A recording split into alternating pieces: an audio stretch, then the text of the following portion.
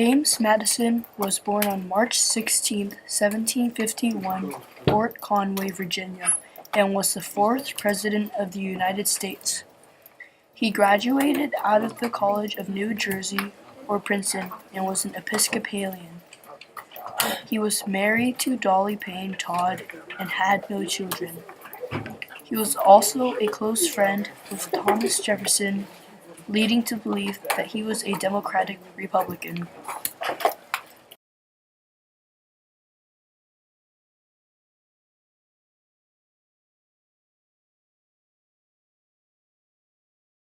During Madison's term in presidency, many domestic affairs and conflict occurred.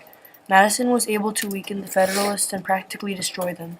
He won over all the southern states. Madison struggled over the rechartering of the Bank of the United States. There were several views of the National Bank. Republicans thought the National Bank was unconstitutional and the stronghold of Hamiltonian power. Other anti-British Republicans hated the bank because it opposed the U.S. bank's power to control the nation's financial business. In 1816, the second bank was chartered with a 20-term year.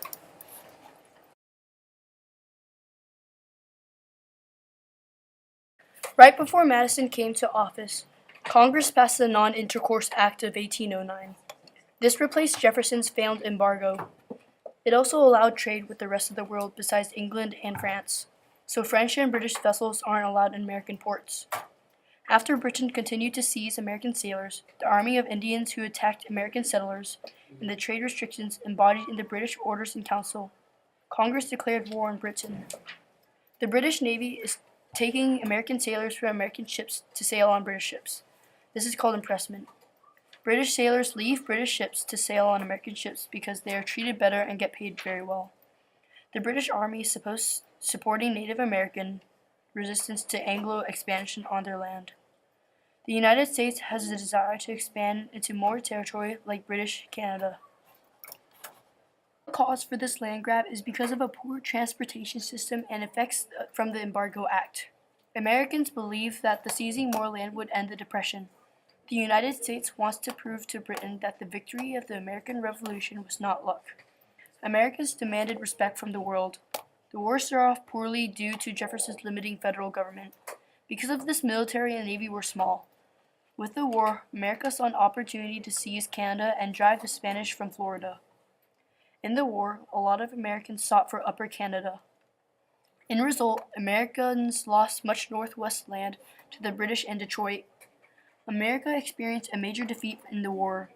Following this, British troops eventually raided Washington, D.C. and set forth the White House on fire. Madison was forced out of the White House, and for the only time, a president was in military combat. Conflict with Indians were not getting resolved. Americans were pushing to settle westwards. They started to settle in Indian Territory.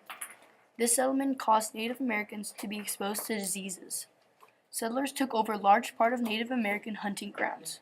Animals were being driven away from the settlers because forests were being cleared for planting. This angered Native Americans. Their population declined, and the power of their traditional leaders declined too. Tecumseh and his brother the Prophet wanted a resistance. He united western tribes in the Battle of Tippecanoe. William Henry Harrison defeated the Shawnee village. However, Indian tribes did not give up until several years later. British wasn't able to capture Fort McHenry. Harrison also defeated the British in the Battle of Thames, where Tecumseh was killed. New Orleans was successfully defended from the British. The British surrendered and eventually signed a peace treaty in Ghent, Belgium.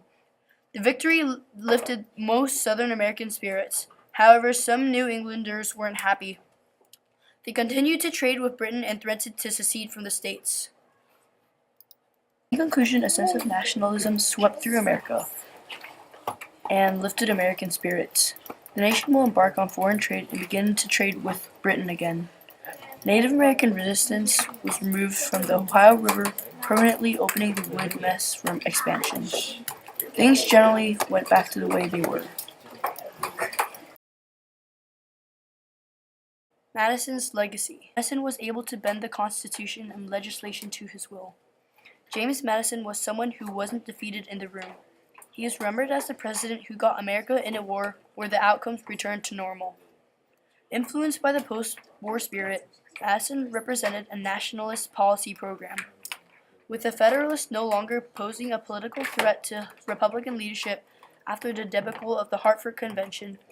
Madison proposed a number of policies that Republicans might earlier have avoided. Since the policies, which increased the power of the central government, were rather Federalist in nature. In 1816, Madison signed the bill to charter the Second Bank of the United States, pushed through a moderate tariff bill in order to protect Americans' growing industries, and urged federal funding for internal improvements, including a national system of roads and canals. In Congress, Henry Clay fleshed out these national economic policies in his American system, a policy program aimed at economic self-sufficiency.